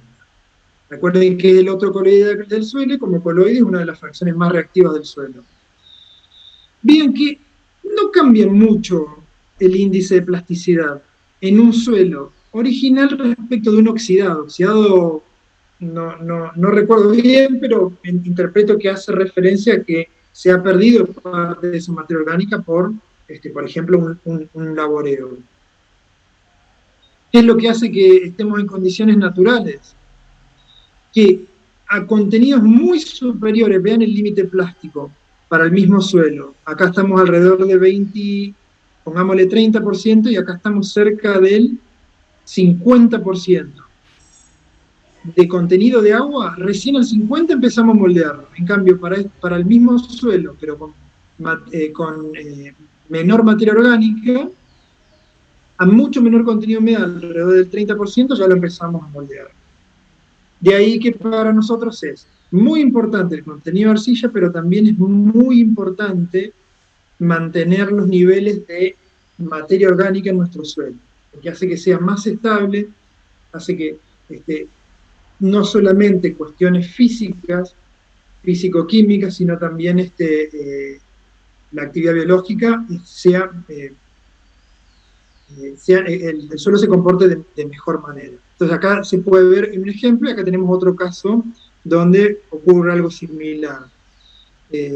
Con más materia orgánica, el índice de plasticidad es más pequeño para este ejemplo, no hay mucha diferencia, pero es más pequeño, pero el límite plástico está muy por encima del 20%, casi llegando al 40%. Bueno, y esto lo pueden descargar también de la FAO, que mucho de esto se usa en mecánica del suelo y en geología, se usa para los ingenieros civiles, y ven que cuando prácticamente no hay arcilla, hay mucha arena, mucho limo y algunas trazas de arcilla, no hay plasticidad, o la plasticidad es muy baja. Entonces, como rango general, de 10 de índice de plasticidad para abajo, es poco plástico, o ligeramente plástico, la plasticidad es baja.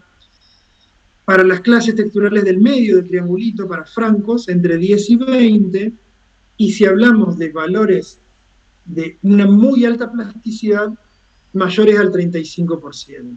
Fíjense, arcilloso, limoso, este ya tiene un 20% por lo menos de arcilla, y tiene de un 20 a un 35% y una alta plasticidad. Mientras que un suelo arcilloso puede tener más de 35, como lo vimos en el ejemplo anterior. Entonces, el Baber, que era el ejemplo Profe, un segundito. ¿Sí? Dale. ¿Puedes volver para atrás? Ahí. ¿Acá? Sí. Sí, el IP es adimensional. Gracias, bien, bien. Como los índices, no tiene dimensiones, no lo expresamos sin valores, ¿sí? O sea, no tiene una unidad, mejor dicho, sí tiene valores. Pero como índice nos permite comparar suelos o condiciones entre sí. Gracias, profe. Para estudiar esta última parte, les recomiendo el de Montenegro González, lo explica largo, pero claro. Para tener ejemplos, los de Porta, los dos, el de la 24 y el más nuevo, están muy buenos. Y para profundizar un poquito más en física, físico-química, el Baber está muy bien. El Gabande tiene también una buena parte que lo va asociando al de, no lo puse acá, pero lo va asociando también a agua del suelo. Y el de Genan, yo les diría para relación suelo-planta, pero aguántenle un cachito hasta ver materia orgánica y